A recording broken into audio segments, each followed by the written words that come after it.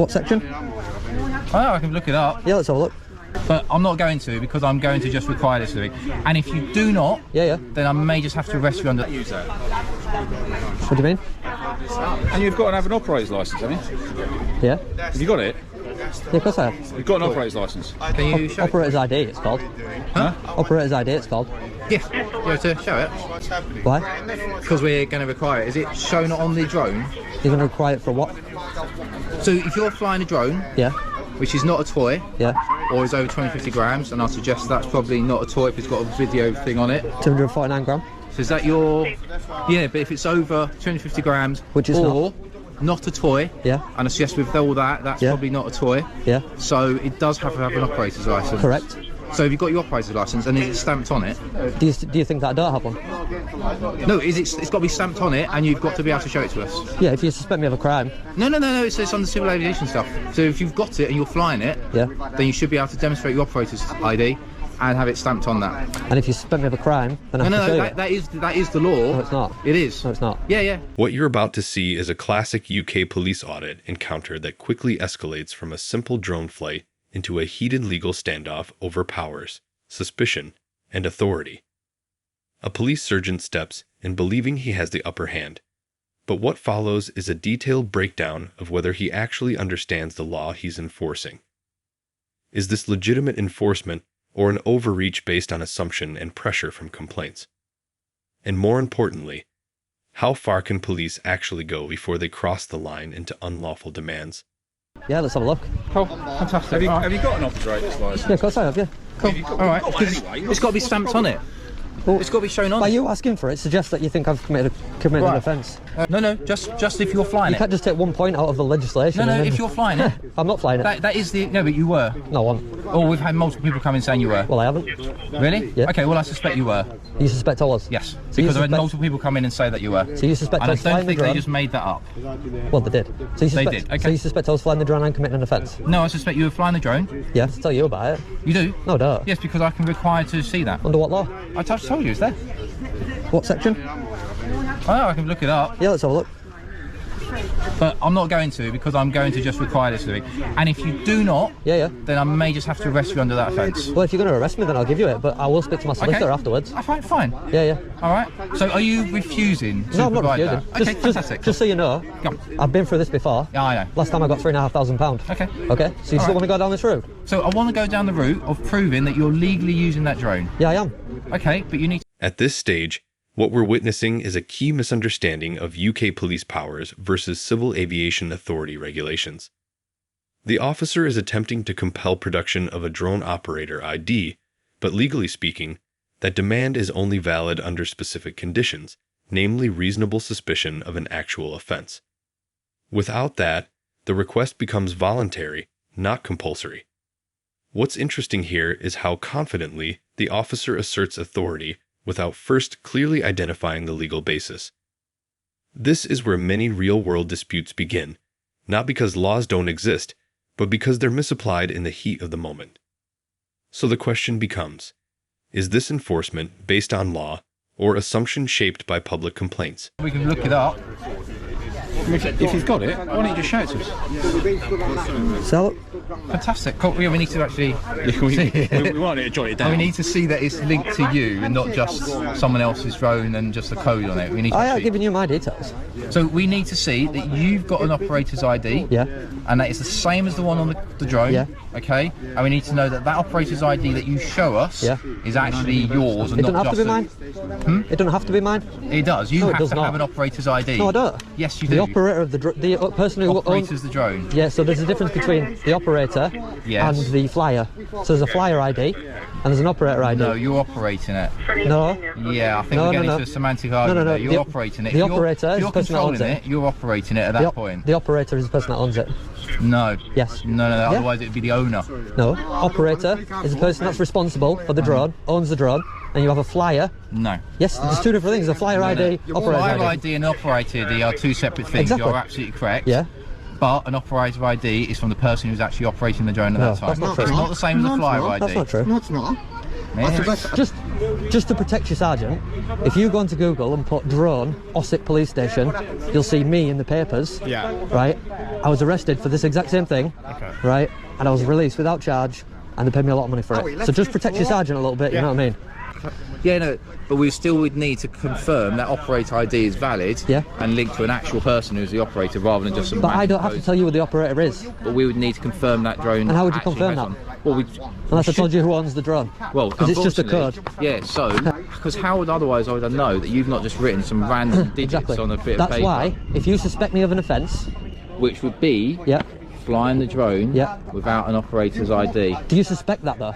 Well, actually, I actually don't, because I think you generally wouldn't be silly enough to do it, and you show me there is a code on it. Yeah. But of course, how can I? But you would also have to have reasonable suspicion.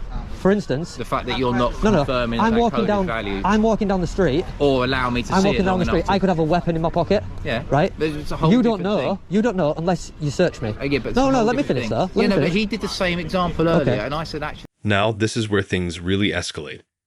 The officer is asked a very direct question. What section of law actually gives him this power? And instead of immediately citing it, we see hesitation, deflection, and eventually a threat of arrest.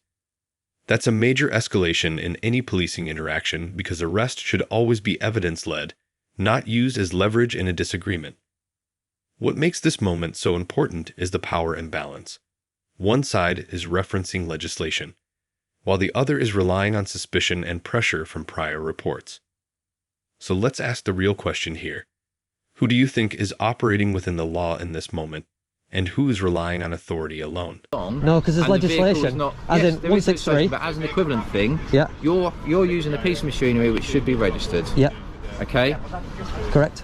And I just want to check that the registration is valid. And unless you suspect me of an offence, you cannot ask me to land it, and you cannot ask for the operator's ID. Those are the two things you cannot do. I didn't ask you to land it. I know you didn't. Yeah. But I'm just saying those are the two things you can't do. But I should unless you suspect me of an offence. Operator ID is valid. If you suspect me of an offence. No, because otherwise, how can I check that operator ID is valid? And if you won't show the operator ID is valid, then I potentially suspect it's just a false operator ID. Yeah. Either I'm wrong and you're right, and you don't know the legislation, then you shouldn't come out. Or I'm right and you're wrong, and you don't know the legislation, and you shouldn't come out. Okay. Do you see what I mean? So I think you've deliberately goaded people. No. Because we had a lot of complaints. We had multiple people coming to the station. And not one of you said hello. What's going on? Are you okay? I came along after you came out, talking to people. Mate, you came out in force. No, you came out in force. Started talking about maybe arresting me. No, that was later on in the conversation. It was what? Sorry. That was later on in the conversation. Oh, when really? I was saying I couldn't confirm that their ID is correct, which I still can't. But you said that you finished and you're going to move on. So I don't feel I need to. Suspicion suggests that I don't have an operator's ID. Yes, but the fact that you're refusing to provide the operator's ID before you ask. Before you ask. I did ask. No, before you ask, you have to have reasonable suspicion of an offence. Before you ask. Right. Not after you ask, not during the conversation, not just because I don't want to talk to you. Right. Before you ask, reasonable suspicion before you speak to the person. Unless they're driving a car, then you got 163, we can stop anyone for no reason. It's just an example, yeah. Yeah? Okay. And it's any offence though, any offence. The issue is, and I'll be honest with you, is because we had so many people coming into the station office, we probably had multiple officers getting told about this. Yeah. There's offences around the drone stuff, okay? And what offence do you think it is? Well, like I said, would be flying a drone without the operator. But you've already told me that you believe I've got one. Yeah. So now you can't go with that now. If I set off now, you couldn't go with that. I haven't. Okay, just let you know that I'm airspace clear, following the rules, got the required insurance, and got an operator's ID. Which is what I was asking. So there'd be the question: did you reasonably suspect that though? Yeah, because I was having this conversation. Was it reasonable to suspect that someone that you've never spoke to before, never met, never inspected the drone, doesn't have an operator's ID? Is that reasonable? Yes. No, it's not. So the reason why I'd say it's not, though, is it? Go on. Right. The reason I say it's reasonable, I say the laws have recently changed. At this stage, the interaction shifts into a deeper legal debate about reasonable suspicion and whether it actually exists in this case. The officer is now trying to justify intervention based on what other people allegedly reported, but hearsay alone does not automatically create lawful grounds for enforcement. What's critical here is the threshold. Police powers are not triggered by convenience or suspicion in general. They require specific, articulable facts. And yet, the conversation keeps circling back to uncertainty rather than evidence. This is where the entire case starts to hang in balance, because if reasonable suspicion cannot be clearly defined, then every further demand becomes legally questionable. I did confirm that. Yeah. Well, I'd have to have the person's name who has actually got that operator ID. Right. So yeah, person. But then. And if I didn't know the name? Well, then, if I suspected an offence, then I'd potentially arrest in order to try and confirm that name. The arrest would be to investigate further to confirm that. Oh, that's dirty. And I suspect that most people who use drones actually aren't using them lawfully, sadly, because they're quite easy to get hold of. That's sad that you think that. That's really sad that you think that, and I genuinely disagree with you. I really am genuinely offended, and I'm sure there will be many people online that are also offended. If you're being offended as a drone user, then I think there's elements of offence that you need to kind of reconsider. I mean, there's a massive community that will definitely disagree with you. I'm sure there's a massive and will community. Be genuinely offended that a police sergeant thinks that the majority of drone flights are unlawful. The National Police Chief Council have even said the majority of flights are lawful, and we want to facilitate those lawful flights, but counter the unlawful flights. Yeah, this is not an unlawful flight. I've not even taken off. Multiple people that said you were flying a drone. But you'd not seen it. Just because someone said it doesn't mean it's true. You should probably go speak to those people and say, why did you lie to me? Well, I've got no reason to say they did lie to me. However, we've discussed it with you, so we've bottomed out that. But I wasn't flying. Okay. So multiple people have told you I was flying, is that what you said? Yeah, unfortunately, yeah.